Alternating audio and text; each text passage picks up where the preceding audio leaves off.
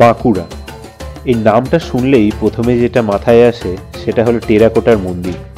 কিন্তু শুধুই কি টেরাকোটার মন্দির?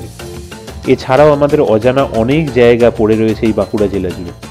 তাই যাত্রাপথের এই পরপর দুটি পর্বে আমরা দেখাবো পুরো বাঁকুড়া জেলা এবং বাঁকুড়া জেলায় কি কি ঘোরার জায়গা আছে সব কিছু কভার করা হবে এই ভিডিওতে এবং এর পরবর্তী ভিডিওতে। তো যাত্রাপথের সাথে থাকো আর দেখতে থাকো ভিডিওগুলো এবং বন্ধুদের সাথে অবশ্যই শেয়ার করে নাও। তো চলো শুরু করা যাক।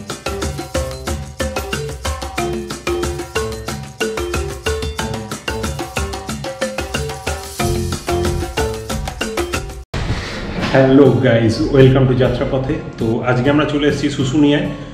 দুর্ভাগ্যবশত আজকে আমাদের সাথে শুভদীপ নেই, তো আমার ফ্যামিলির কয়েকজন লোক আছে, আমি তোমাদের পুরোটা ঘোরাবো। আর শুশুনিয়া এছাড়াও মুকুটমণিপুর, তারপরে আমরা যাব ঝিলিমিলি, বিভিন্ন জায়গা আমরা বাঁকুড়া জেলার মধ্যেই ঘুরবো। তো যাত্রাপথের সাথে থাকো। আর তার আগে প্রথমে আমি একটা রুম ট্যুর দিয়ে দিই, আর রুম ট্যুর দিয়ে আমরা বেরিয়ে যাব, লাঞ্চ করব, তারপরেই চলে যাব বরন্তি। বরন্তিটা কিন্তু পুরুলিয়ার বাঁকুড়ার বর্ডারে পড়ছে, যদিও ওটা পুরুলিয়ায়। তো আজকে বিকেলে আমরা যাচ্ছি বরন্তি। এই ভিডিওটা আসছে ঠিক ঘাটশিলার পরেই। তো স্টে টিউন উইথ যাত্রাপথে, লেটস গো। শুশুনিয়া পাহাড়ের একদম ঠিক তলাতেই হলো হোটেল বনপলাশী। তো আমরা এই বনপলাশী হোটেলেই উঠেছিলাম। এখানে ডবল বেডরুমের ভাড়া আছে মোটামুটি 1200 থেকে 1500 টাকার মধ্যে, এসি রুম। এখানে খাওয়া দাওয়ারও বন্দোবস্ত আছে, তো তোমরা আগে থেকে বলে রাখলে যেদিন যাচ্ছ সেদিনকেই তোমরা কিন্তু খাবার পেয়ে যেতে পারো।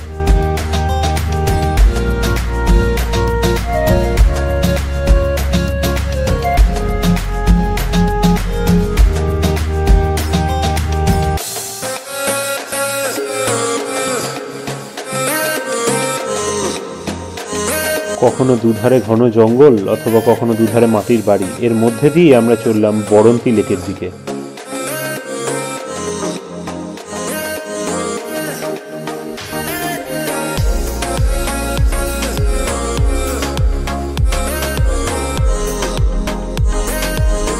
তো আমরা চলে এসেছি এখন, এটা বরন্তি লেক, এটা কিন্তু পুরুলিয়াতে পড়ছে, যেটা আমি বলে এলাম। আর আমরা এখানে দেখেছি বিশেষত এখানে সানসেটটা হবে। সানসেটটা হয়ে যাওয়ার পর আমরা আবার হোটেলে ব্যাক করবো। তো সানসেটটা পাহাড়ের পেছন দিয়ে হবে। আজকে আকাশটা মোটামুটি ক্লিয়ার আছে, আশা করি দেখতে পাবো পরিষ্কার। তো দেখা যাক সানসেট কীরকম হয়। আর তার ভিউটা কিন্তু তোমরা অবশ্যই পাবে, কারণ এই চ্যানেলে কোনো কিছু মিস যায় না।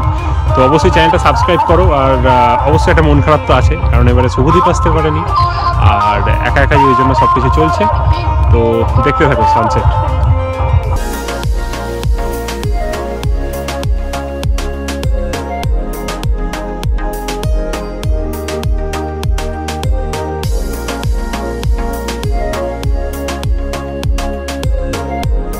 হঠাৎ করেই পাহাড়ের ওপর নেমে এলো মেঘ, তাই সেদিনের মতো সানসেটটা দেখা হলো না।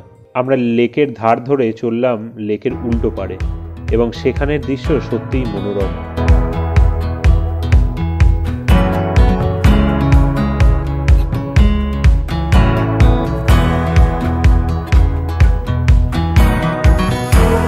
Good morning guys. তো আজকে আমাদের শুশুনিয়ায় দ্বিতীয় দিন, আজ 20শে নভেম্বর 2020। আর আজকে শুশুনিয়ায় এসে আমরা সকালবেলায় চলে এসেছি হাপানিয়া গ্রাম। এই গ্রামে প্রচুর দেয়ালের মধ্যে চিত্রাঙ্কন করা আছে, তো তোমরা সেটা সকালবেলা এসে দেখতে পারো। আর সকালবেলা এটা দেখার পর হোটেলে, তোমরা যে হোটেলেই থাকো না কেন, আমাদের হোটেলের ডিটেলস তো তোমাদের দিয়ে দিচ্ছি, যে হোটেলেই থাকে না কেন তারা যদি তোমাদের খেজুরের রস জোগাড় করে দিতে পারে, সেটা কিন্তু সকালবেলা শীতকালে মানে একদম পুরো চুমু।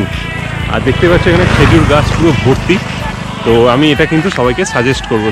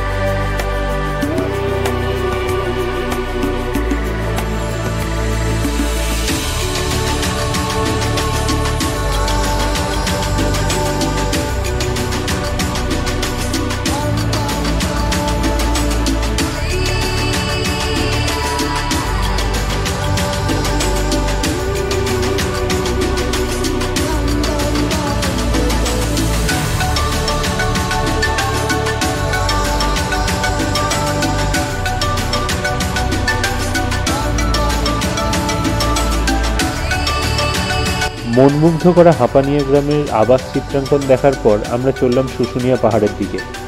নিচে এভাবেই ছেনি হাতুড়ি দিয়ে একটি পাথর থেকে বিভিন্ন মূর্তি, ফুলের টব, নানান জিনিস তৈরি করে চলেছেন এনারা। জোগাড় করে নিলাম দুটি ফুলের টব এবং তারপর চললাম সোজা পাহাড়ের ওপর দিকে।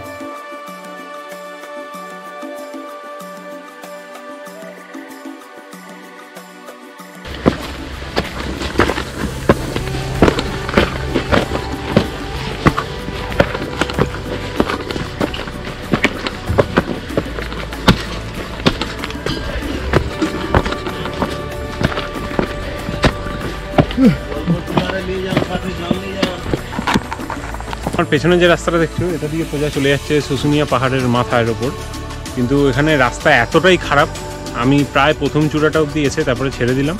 তোমাদের সেই ভিডিওটা আমি দেখাচ্ছি, আর এরপরে আমি যাব নিচে, কারণ আমার পক্ষে আর ওপরে যাওয়া সম্ভব নয়। রাস্তাটা কী ধরনের খাড়াই হয়ে ওপরে চলে গেছে তোমরা দেখতে পাচ্ছ, পুরো একদম ওপর দিয়ে চলে গেছে প্রায় 2 কিলোমিটার।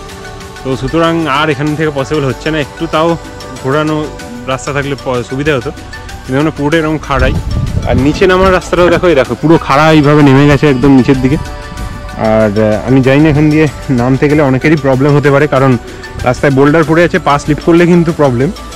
তো বয়স্কদের তো একদমই আসতে বারণ করব এখানে, প্লাস কারোর যদি অ্যাজমার প্রবলেম থাকে এখানে না আসাই ভালো। এবং এই কোভিড সিচুয়েশানে অনেকেই যারা করোনা আক্রান্ত হয়েছে তাদের একটা অ্যাজমাটিক প্রবলেম দেখা দিচ্ছে, তো আমি রেকমেন্ড করব এখানে না আসার জন্য, ওপরে না ওঠার জন্য।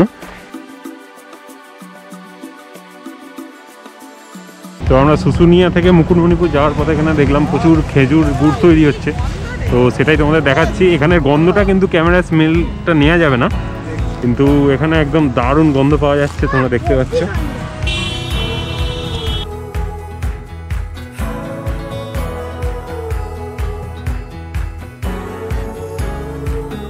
তো তোমরা দেখতে পাচ্ছ এখানে জাল দেয়া হচ্ছে, এই জাল দিয়ে গুড় তৈরি হচ্ছে এখানে। আর এটা মোটামুটি এখন বাজে 12টা মতো, 3টে সাড়ে 3টের সময় এটা নামবে, তো ততক্ষণে তারপর এটা গুড় তৈরি হবে। আর এখানে কন্টিনিউ এনারা ভেতর দিয়ে পাতা দিয়ে যাচ্ছে, এখানে চিমনির মতো করা আছে। দেখতে পাচ্ছ এইগুলো হাঁড়ি, যেগুলো দিয়ে খেজুর গাছে বাঁধা থাকে, ওটাকে আনার পর তারপরে এখানে এটা জাল দেওয়া হয়। খেজুর গুড় জাল দেওয়ার গন্ধ নাকে নিয়ে আমরা উঠে পড়লাম মুকুটমণিপুর ড্যামের ওপরে। এই রাস্তা সত্যি আমার কাছে সবসময় স্মরণীয় হয়ে থাকবে। এই রাস্তায় গাড়ি চালানোর অভিজ্ঞতা সত্যিই আলাদা, এবং এই ড্যাম, মনমুগ্ধ করা পরিবেশ সব মিলিয়ে এক অসাধারণ ডেস্টিনেশন।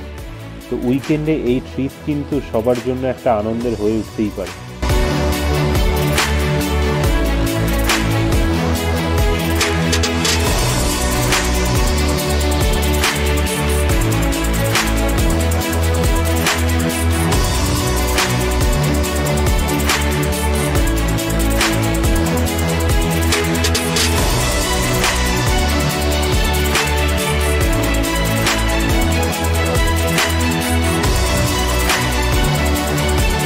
মুকুটমণিপুরে থাকার সবথেকে বেস্ট লোকেশন হলো এই ইউথ হোস্টেল, যার ভাড়া মোটামুটি 900 থেকে 1100 টাকার মধ্যে ডিলাক্স রুম। তার ঠিক উল্টো দিকেই হলো মুকুটমণিপুর ড্যাম।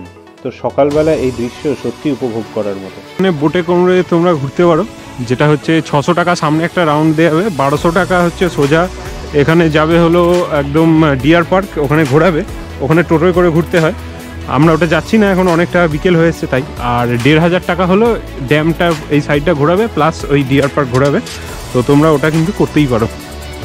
600 টাকা যেটা বললাম সেটা হচ্ছে আধা ঘন্টা টাইম আছে, আর ওই 1500 টাকা যেটা ছিল সেটা মোটামুটি অ্যারাউন্ড ওই 1 ঘন্টা 15 মিনিট কি 1.5 ঘন্টার মতো। তো এই হলো আমাদের টোটাল এখানকার প্যাকেজ, তোমরা যেটা খুশি একটা নিতে পারো। আর এই হলো বোট, দেখে নাও আমরা এই বোটে সবাই মিলে উঠছি। আমার এই ভাই, ছোট ভাই মোটামুটি সব জায়গায় চষে বেড়াচ্ছে,